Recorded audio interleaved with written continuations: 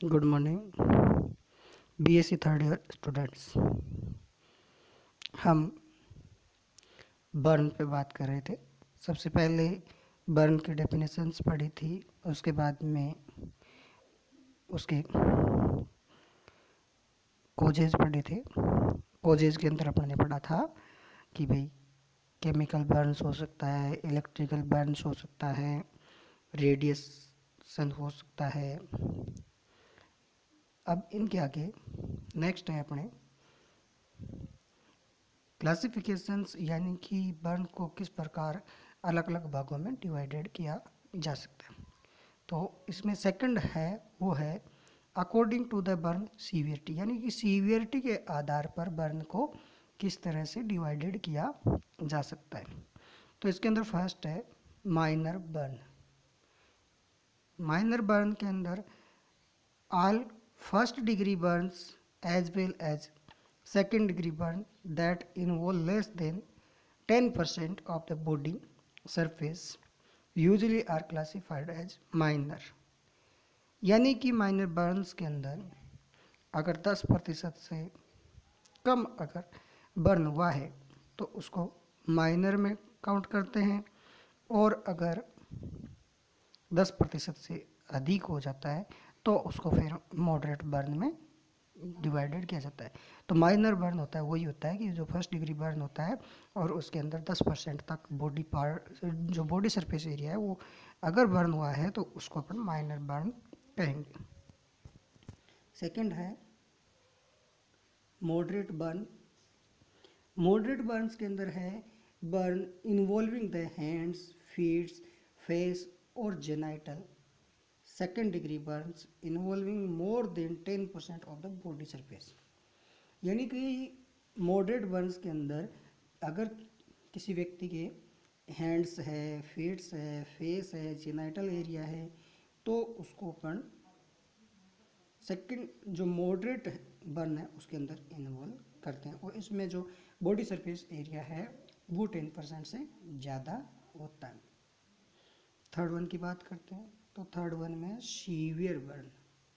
Severe burn, severe burn के अंदर है burn surface involvement of 25% body surface area. यानी कि इसके अंदर लगभग 25% से भी ज़्यादा अगर या 25% बॉडी सरफेस एरिया बर्न हो जाता है तो उसको सीवियर बर्न कहते हैं। सीवियर बर्न में deep burn of the hand, head, feets and perineal, inhalation injury, chemical और हाई वोल्टेज इलेक्ट्रिकल बर्न्स। यानी सीवियर बर्न्स के अंदर जैसे मान लो किसी का हेड है, हैंड है, फीट्स है एंड पेरिनियम एरिया है, यानी कि सर है, हाथ पैर है, और जो जेनाइटल एरियाज होता है वो भी इसके अंदर इन्वॉल्वमेंट हो जाता है। और ये जो सीवियर बर्न है वो या तो जो केमिकल्स होता है उसकी वजह से, या फिर कोई चीज़ उन्होंने निगल ली उसकी वजह से, या फिर कोई हाई वोल्टेज इलेक्ट्रिकल शॉक लगा हो उसकी वजह से हो सकता है। सेकंड है according to the extent of the body surface area involve injured. यानी कि इसके अंदर है कि अपन की कितना अपना बॉडी सरफेस एरिया बर्न हुआ है उसके आधार पर अपन इनको डिवाइडेड करते हैं या क्लासिफाइड्स करते हैं। तो सबसे पहले role of 9, rule of 9। Rule of 9 में एडल्ट्स के लिए अलग है और चाइल्ड्स के लिए अलग है। सबसे पहले एडल्ट्स की बात करते हैं। तो एडल्ट्स के अंदर बात करें तो अपन कि एडल्ट्स के अंदर लगभग ये कहें कि किस तरह से डिवाइडेड किया जाता है। तो 9% हेड, यानी हेड का है वो 9% इन्वॉल्वमेंट करते हैं फ्रंट एंड बैक दोनों साइड से। 18% बैक्स, यानी जो पीछे का हिस्सा है वो 18% इन्वॉल्व करते हैं। राइट एंड लेफ्ट आर्म्स दोनों को 9% इन्वॉल्व करते हैं, 9%। चेस्ट को 18% और राइट लेग को 18%, लेफ्ट लेग को भी 18% और 1% है वो पेरिनियम एरिया को इन्वॉल्वमेंट किया जाता है। इस तरह से 100% हो जाता है एडल्ट्स के अंदर, यानी कि 9% head, 18% back, 9% right arm, 9% left arm और 18% है चेस्ट और 18% राइट लेग और 18% लेफ्ट लेग और 1% पेरिनम एरिया को इन्वॉल्वमेंट किया जाता है। अब अगर बात करें अपन चाइल्ड्स की कि चाइल्ड्स के अंदर किस तरह से, तो उसी में भी 18% हेड फ्रंट एंड बैक दोनों साइड से और 18% back, 9% right arm, 9% left arm, 18% chest और 13.5 राइट लेग और 13.5 लेफ्ट लेग और 1% है वो पेरिनम एरिया को इन्वॉल्वमेंट किया जाता है इसके अंदर। नेक्स्ट अगर अपन बात करें डायग्नोस्ट स्टडीज़ की, तो डायग्नोस्ट स्टडीज़ के अंदर बर्न के अंदर क्या क्या किया जाता है। सबसे पहले कंप्लीट ब्लड काउंट, यानी कि सबसे पहले है कि ब्लड काउंट सीबीसी करेंगे। सीबीसी करने के लिए इनिशियल इंक्रीज हिमोक्रिएट लेवल्स होता है वो इंक्रीज हो जाता है, क्योंकि due to fluid shift and loss, या तो एक जगह इकट्ठा हो जाता है या फिर फ्लूइड्स का लॉस होता है जिसकी वजह से हिमोक्रिएट लेवल है वो इंक्रीज हो जाता है। नेक्स्ट आर्टीरियल ब्लड गैसेज, इसके अंदर जो ऑक्सीजन लेवल्स है वो रिड्यूस हो जाता है और CO2 लेवल्स है वो डिक्रीज्ड, प्रेशर डिक्रीज हो जाता है। नेक्स्ट अगर बात करें अपन कि इसके बाद में कार्बो हीमोग्लोबिन्स लेवल्स की बात करें तो इनके अंदर evolution more than 15% indicates carbon monoxide poisoning और इनहेलेशन इंजरी। अगर किसी ने इनहेल किया कोई चीज़ को तो उसकी पॉइजनिंग होती है, वो कार्बोक्सी हीमोग्लोबिन लेवल्स को इंडिकेट्स करता है। इसके अलावा जैसे अलग और स्टडीज़ है डायग्नोस स्टडीज़ है, उसके अंदर सीरम इलेक्ट्रोलाइट्स लेवल्स देख सकते हैं, एल्केलाइन फॉस्फेट लेवल्स देख सकते हैं, सीरम एल्बुमिन लेवल्स देख सकते हैं, ब्लड यूरिया नाइट्रोजन लेवल्स देख सकते हैं, और इसके अलावा यूरिन टेस्ट के अंदर क्या होता है, प्रेजेंस ऑफ एल्बुमिन्स है, हीमोग्लोबिन्स है एंड मायोग्लोबिन्स है, indicate due to deep damage and protein loss. यानी कि अगर यूरिन के अंदर ज़्यादा मात्रा में अगर मान लो कि एल्बुमिन्स हो गया, हीमोग्लोबिन्स लेवल्स आता है, इसका मतलब उनको एक तो ये इंडिकेट करता है कि जो डीप टिश्यू थे वो भी डैमेज हुए हैं, साथ साथ में प्रोटीन्स उसमें डैमेज हुई है। इसके अलावा चेस्ट एक्सरे किया जा सकता है, ECG की जा सकती है। अब बात करें मैनेजमेंट ऑफ बर्न का बर्न मैनेजमेंट में फर्स्ट है first aid for burn injury, यानी कि सबसे पहले दी जाने वाली सुविधाएं या सबसे पहले किया जाने वाला मैनेजमेंट, सबसे पहले की जाने वाली केयर कौन कौन सी होती है। First aid for minor burn, अगर माइनर बर्न हो रखा है किसी के माइनर बर्न हो रखा है तो माइनर बर्न के अंदर क्या करेंगे, if the skin is not broken run cool water over the burned area और soak it in a cool water, notice water bath, not ice water bath।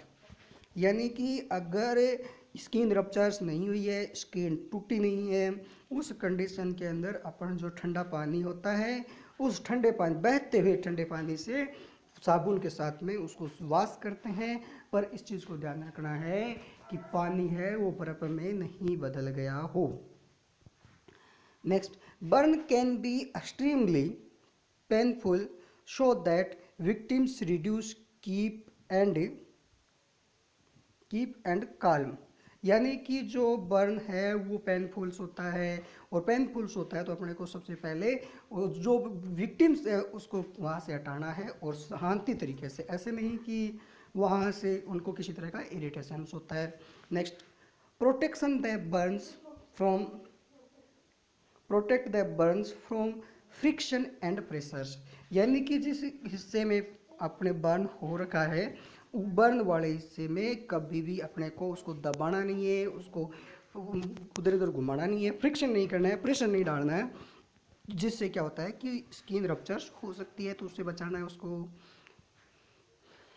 Over the counter pain medications may be used to help relieve pain. They may also help reduce inflammation and swellings।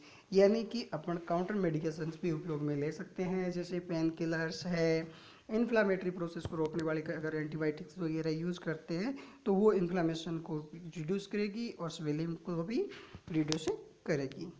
Minor burn will usually heal without further treatment, यानी कि इसकी कोई लंबे समय तक treatment की आवश्यकता नहीं होती। माइनर बर्न है वो अपने आप ट्रीट हो जाता है। अब बात करें अपन first aid for severe burns. First aid for severe burns, इसके अंदर do not remove burned clothings but due to ensure that the victims is not in contact with burning materials, यानी कि अपने को जो do not remove burned clothings, यानी कि जो कपड़े जल चुके हैं, जो उनके चिपके हुए हैं, उनको हटाना नहीं है। ड्यू टू इंश्योर, ये इंश्योर करना है that victims is not is contact with burning materials, यानी कि आपको कोई भी बर्निंग मटेरियल्स है वो उसके चिपका हुआ तो नहीं है, अगर है तो उसको वहाँ से हटाना नहीं है। Make sure the is breathing if breathing has stopped or the victim's is airway is blocked, then open the airway and if necessary begin CPR, यानी कि अपने को ये इंश्योर करना है कि जो बंदा, जिस बंदे का बर्न हुआ है उसको श्वास तो आ रहा है, और अगर श्वास रुक गया है, स्टॉप्ड हो गया है, तो उसको चेक करना है कि कहीं एयरवे के अंदर तो ब्लॉकेज नहीं आ गया है, और अगर आ गया है तो उसको रोकना है, और इसके लिए हो सकता है अपने को CPR देना पड़े, तो उसको CPR भी अपन देंगे। और उसके if the victims is breathing cover the burn with A cool moist sterile bandage और क्लीन क्लोथ्स, यानी कि अगर ब्रीथिंग के अंदर कहीं पर भी विक्टिम्स है, बर्न प्रोडक्ट्स है, तो उसको अपने को स्टील बैंडेज, स्टेराइल बैंडेज है, मॉइस्ट करके उसको उसे क्लीन करना है। नेक्स्ट है do not use a blanket और towel, a sheet is best for large burns. Large burns के अंदर अपने को ब्लैंकेट और टॉवेल्स यूज नहीं करना है, ओनली फॉर जो सीट्स होती है, जो लार्ज होती है, वो उसको अपन उसको यूज कर सकते हैं। Do not apply any ointment and avoid the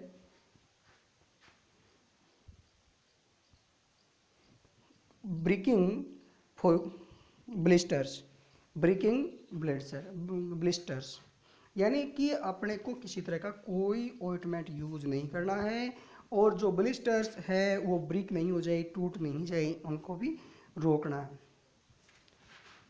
If fingers or toes have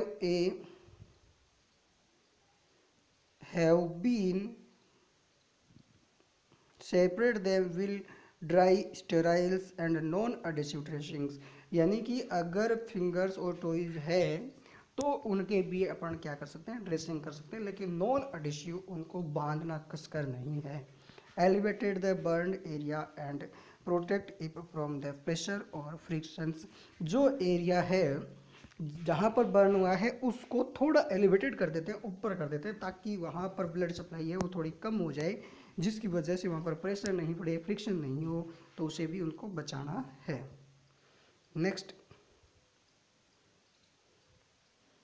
next बात करते हैं अपन प्रिवेंट द शॉक। अगर शॉक है यानी कि बेहोशी की हालात हो तो उसको भी आपने को प्रिवेंट करना है। डू नोट, ये बर्न के अंदर कभी नहीं करते हैं। Do not allow the burn to a becomes contaminated क्षेत्र के अंदर बर्न का ट्रीटमेंट है वो भी नहीं करना चाहिए, कंटामिनेशन से दूर रखना चाहिए। Do not disturb the blister and dead skins, जो ब्लिस्टर हो रखे हैं और जो स्किन डेड हो चुकी है उनको डिस्टर्ब नहीं करना है। Do not place a pillow under the victim's head if there is an airway burn and they are lying down, अगर मान लो कि किसी अपन कभी भी किसी के जो विक्टिम्स है बर्न हुआ है उसके हेड के नीचे कभी पिल्लो नहीं देते हैं, पिल्लो देंगे तो वो क्षेत्र एलिवेटेड हो जाएगा, जिसके कारण जो बर्न क्षेत्र था वो एयरवे के अंदर वो आ सकता है, जिससे क्या होता है एयरवे रुक सकता है। Do not disturb this can close the airway, और ये एयरवे को क्लोज कर सकता है। तो ये था आपका बर्न का मैनेजमेंट। नेक्स्ट मैनेजमेंट आगे भी कंटिन्यू जारी रहेगा और आप इसको कंटिन्यू स्टडी करते रहे। बर्न कई पार्ट्स में आएगा क्योंकि ये लंबा टॉपिक्स है, एक छोटी डिजीज़ नहीं है, इसीलिए स्टेप बाय स्टेप जो भी वीडियो आते हैं उनको आपको पढ़ना है, और उनमें किसी तरह की कोई प्रॉब्लम्स होती है तो उसके सॉल्यूशन के लिए आप टेलीग्राम ग्रुप्स पर या फिर मेरे पर्सनल नंबर पर संपर्क कर सकते हो। धन्यवाद।